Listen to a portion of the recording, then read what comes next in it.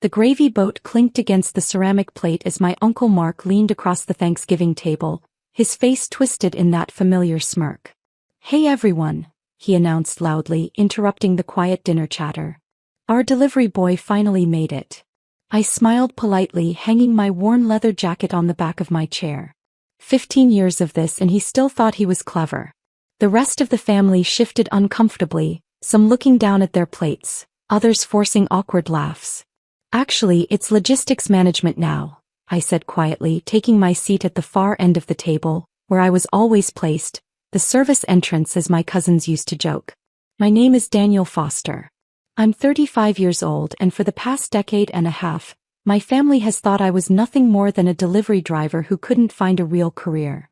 What they didn't know was that I owned Quantum Logistics, one of the largest supply chain management companies in North America, with operations in 43 countries and an annual revenue that would make my uncle's salary look like pocket change.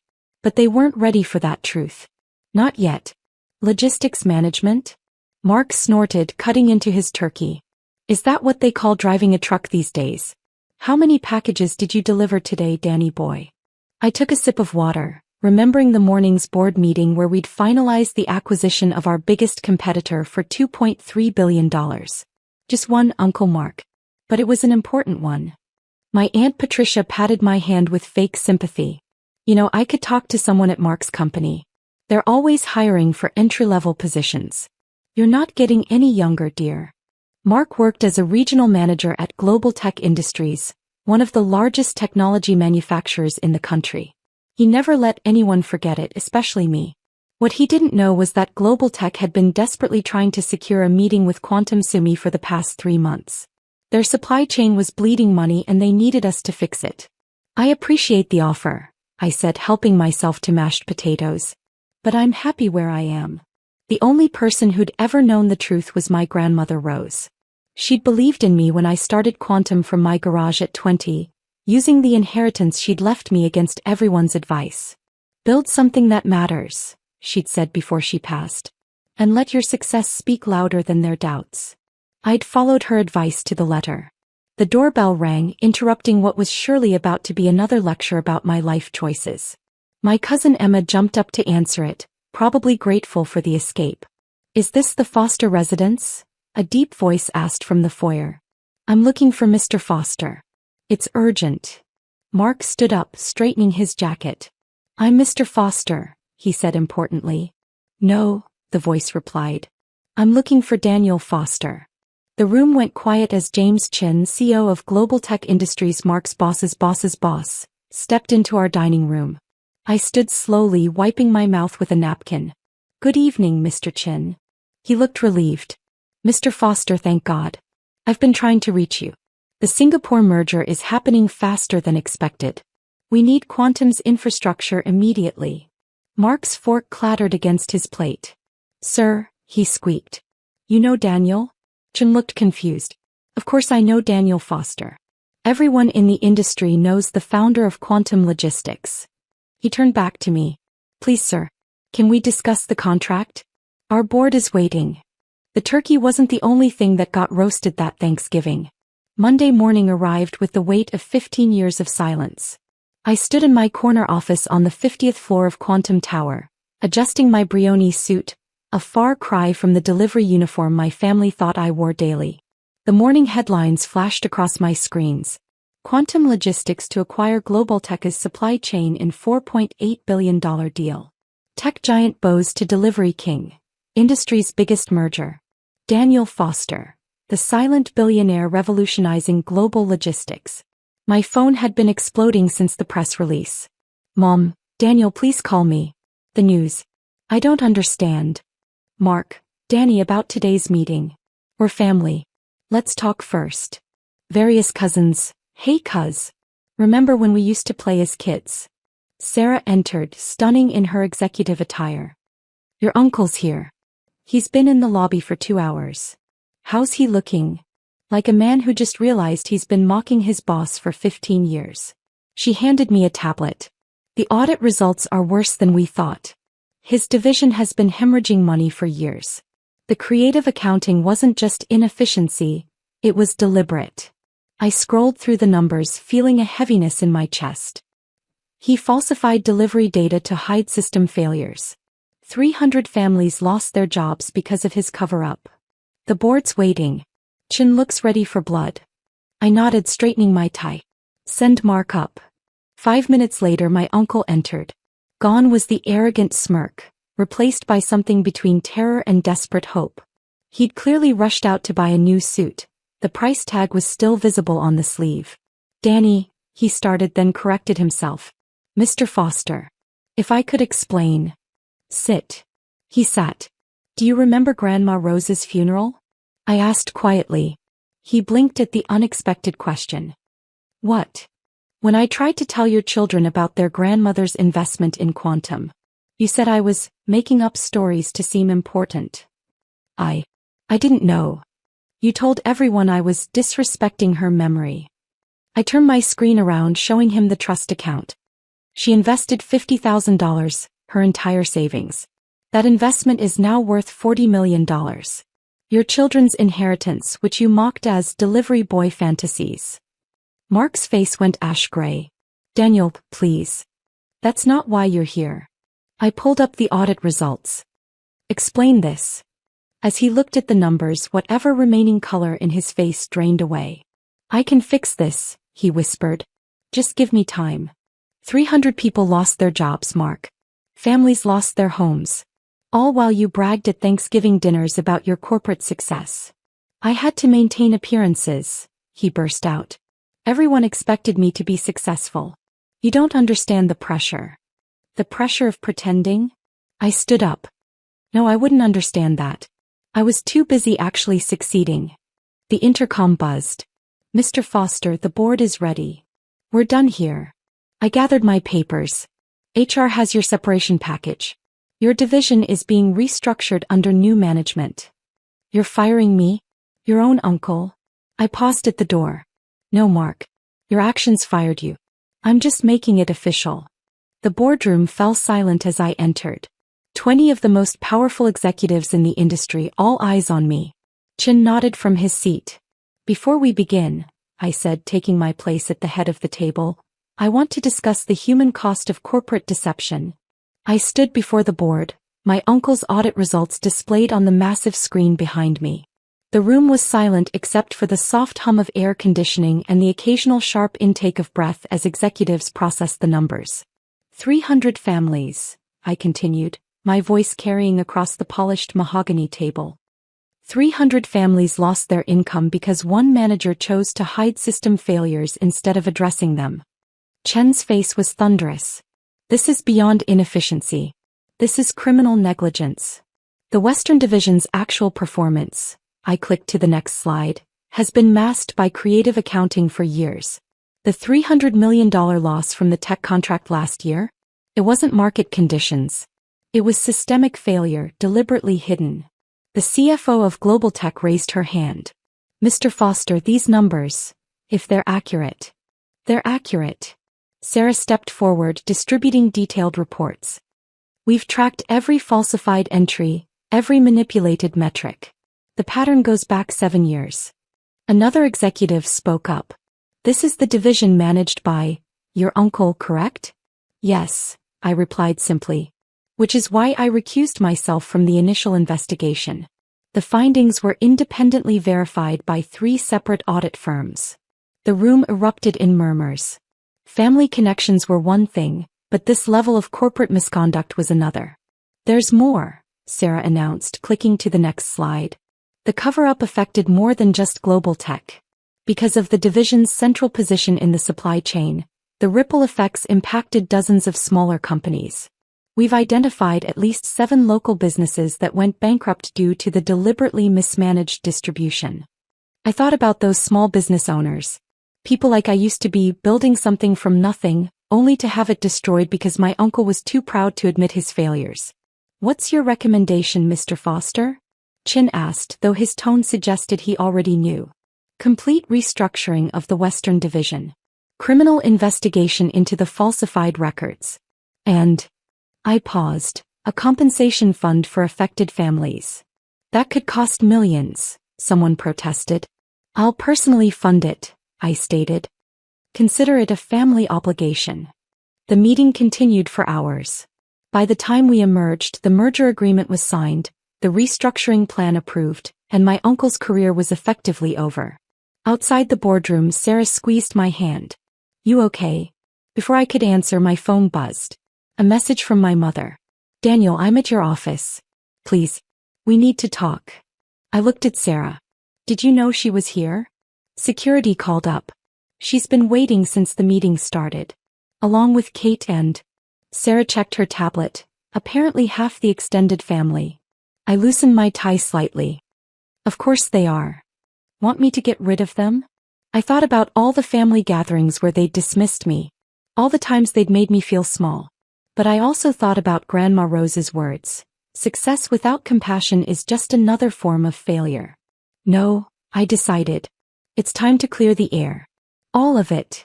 The elevator ride down to the lobby felt longer than usual. When the doors opened, I saw them. My mother, sister, and various relatives, all looking out of place among the marble columns and modern art of Quantum's headquarters. My mother stepped forward first, her eyes red from crying. Daniel, the news, all these years.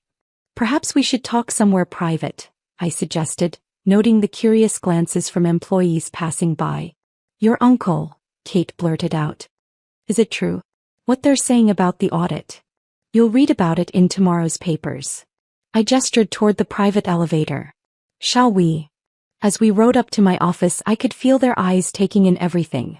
My custom suit, the respectful nods from executives we passed, the sheer scale of what I'd built while they thought I was just delivering packages. The view from my office made them gasp.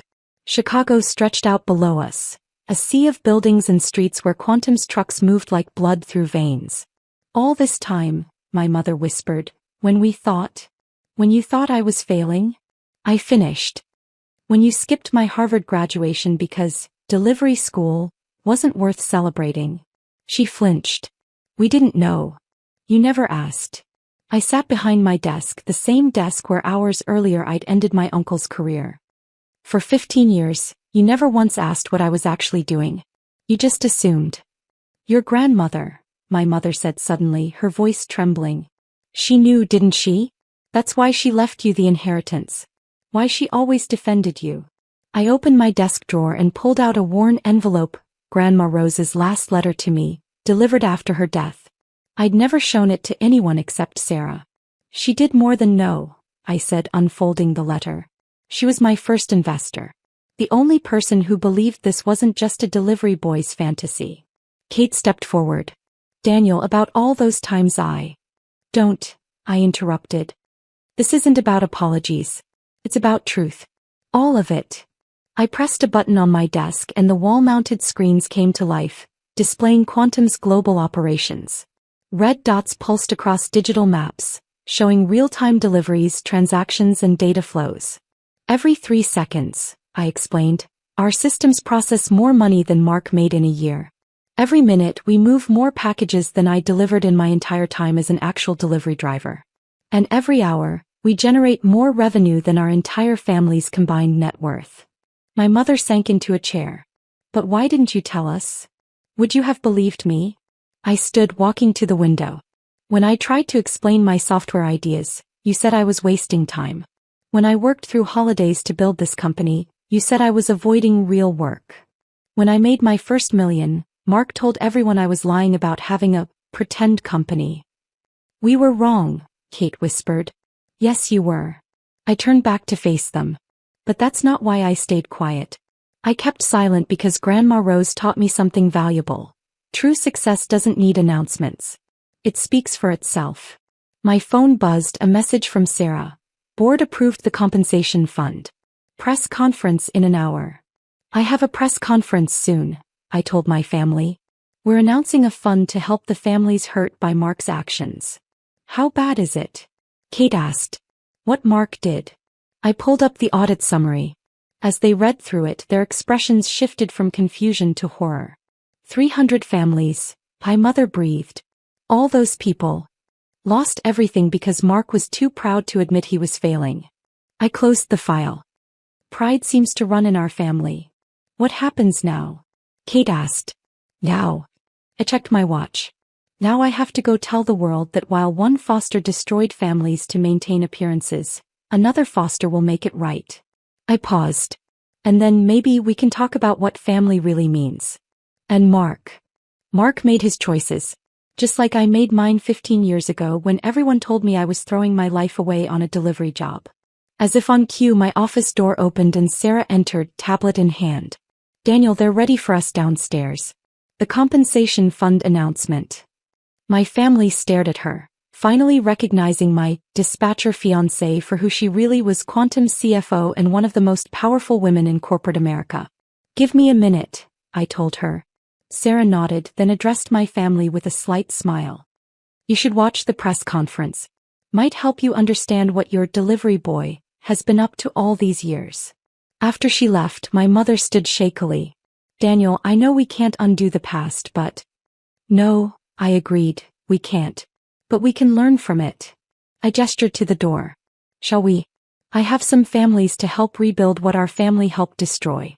As we rode down to the press conference, I thought about Grandma Rose's words in her final letter. Success isn't about proving others wrong, Daniel. It's about proving yourself right. Looking at my family's shell-shocked faces, I realized they were finally beginning to understand that. The press conference footage played on every major network that evening. My face, once ignored at family gatherings, now filled screens across the nation as I announced the $100 million compensation fund for families affected by the global tech scandal. Success comes with responsibility, I told the cameras. When corporate misconduct hurts families, we have an obligation to make it right. No one missed the irony. The delivery boy was now saving families destroyed by his successful uncle's deception. 2 weeks later, I sat in my penthouse, reviewing the latest compensation claims when my doorman announced an unexpected visitor. My mother. She entered cautiously, clutching a familiar wooden box. I found this in the attic, she said softly. It's from your grandmother. The box was dusty but intact. Inside, I found stacks of papers. My original business plans, early quantum algorithms scribbled on napkins, and dozens of letters between Grandma Rose and various investors. She kept everything, my mother whispered. Every idea you shared, every plan you made. She believed in you when none of you did. I pulled out a yellowed envelope marked for Daniel's family, open when they finally see. Inside was a letter dated just days before her death. To my beloved but blind family. If you're reading this, you've finally discovered what I've known all along, that success doesn't always wear a suit and tie, and true vision doesn't need validation. Daniel came to me 15 years ago with more than a dream. He had a revolution in his hands, written in code and logistics algorithms that would change the world. While you mocked his delivery job, he was studying supply chain patterns. While you dismissed his computer games, he was building the future. I invested not just my savings but my faith in him. Today that investment has grown beyond money. It grew into proof that sometimes the greatest success stories are written in silence. To my children and grandchildren, your brother, your uncle, your cousin whom you dismissed? He wasn't delivering packages. He was building an empire. And he did it not to prove you wrong but to prove himself right. Learn from this. Success isn't measured by who shouts the loudest, but by who works the smartest. With love and hope for understanding, Rose. My mother's hands trembled as she finished reading. There's more, she said, pulling out a stack of stock certificates. She left shares for everyone in the family. We never knew. Because no one checked, I finished. The same way no one checked what I was really building all these years. Sarah joined us carrying more files. The compensation fund is fully operational. We've already helped 50 families restart their businesses. My mother looked at Sarah with new eyes, finally seeing her as more than just a dispatcher. You too. You built all this together? Sarah was my first hire, I explained. Harvard Business School graduate who believed in the crazy idea that a delivery driver could revolutionize global logistics. She saw what our family couldn't or wouldn't see. The wedding, my mother started hesitantly. Will you still? Yes, Sarah answered. But not at the country club Mark suggested. We're having it at the community center we built for the families affected by the scandal. Success isn't just about making money, it's about making a difference. Just then my phone buzzed. A message from one of the families we'd helped. Their small business was reopening tomorrow, stronger than before. That's what real success looks like, I told my mother, showing her the message. Not the fancy cars or office towers. It's about building something that matters. As if to punctuate my point, a quantum truck passed by the window below, carrying not just packages but possibilities.